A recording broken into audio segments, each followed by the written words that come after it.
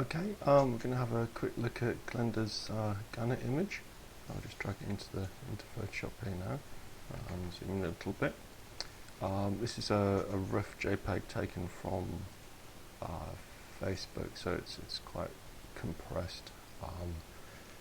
And Glenda's actually shot it, and the metering's hit spot on, but we have very little dynamic range here, so we're using about a third of the whole dynamic range of the sensor.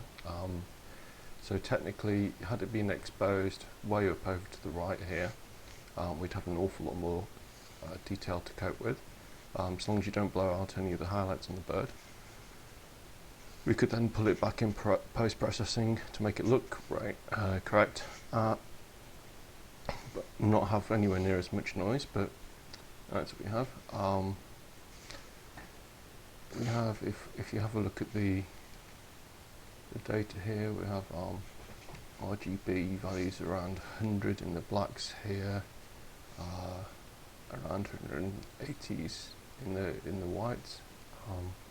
So what we want to do is we want to make the whites as close to 255 as we can, and the blacks as close to 0 as we can. So what we want to do is we want to stretch out this dynamic range to make it look better. Now the easiest and quickest way of doing that is by adding a new layer, which we shall add a levels layer. This is very basic. This again shows the histogram with a black value of 0 and a white value of 255 with the mid value there. Now we can use the black and white points, so we'll go back to there, but what we can do is we can move these sliders up. So that moves the black point up, and we can move the white point slider down, so that moves the white point down. So now we've got whites looking white, blacks looking black, and we can adjust the midpoint for overall exposure. Now it's just a little bit random, you're kind of picking. So if you hold the Alt key down on each of these sliders, so the black slider, we've got all white there, so we can move it up until you see a little bit of colour in the image, and that's where we're actually now blocking out that channel. So we probably want to just pull back just a little bit. Same for the white. We can block out the whole thing, but we want to pull it back a little bit more, so we're not blocking it out. So that's probably about the right levels, and that's what we can do with the basic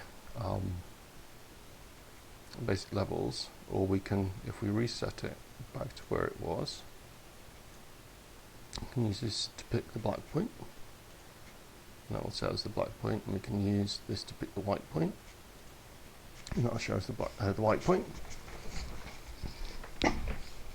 which is good, but it's a little bit random. So if we delete that layer for now, we can add a threshold layer. Now this will show us exactly where our threshold is, so that the more I take this down, it will show us where the blacks are, just down here.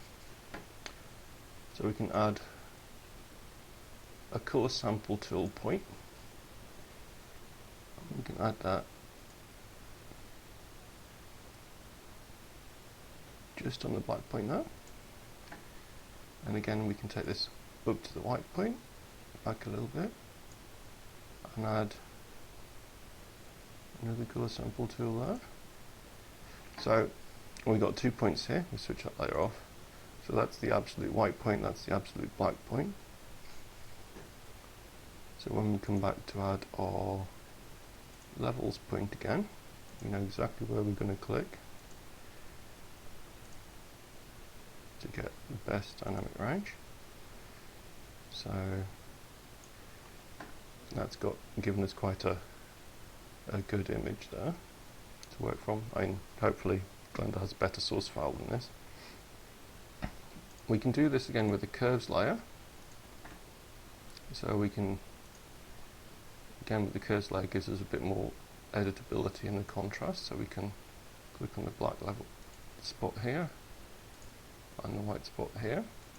These spots go away, you can delete them, and they're not in the final image, they're just sort of hanging around. So we've got a nice curve here, and then we can up the contrast a little bit by just adding a little S curve there. Take down the highlights just a little bit. And that's actually adjusted the colour balance as well. A little bit, because we've got slightly different points for the red, green and blue. So that's about it for just basic adjustment of the black and white points in Photoshop. You can do something similar in Lightroom and Adobe Camera Raw. So yeah, let's shrink that down to something a little bit better. So we can switch the two layers off to see how the two look different.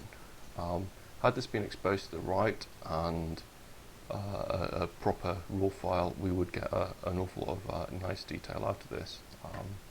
Sadly, it's only a Facebook image, but there we go.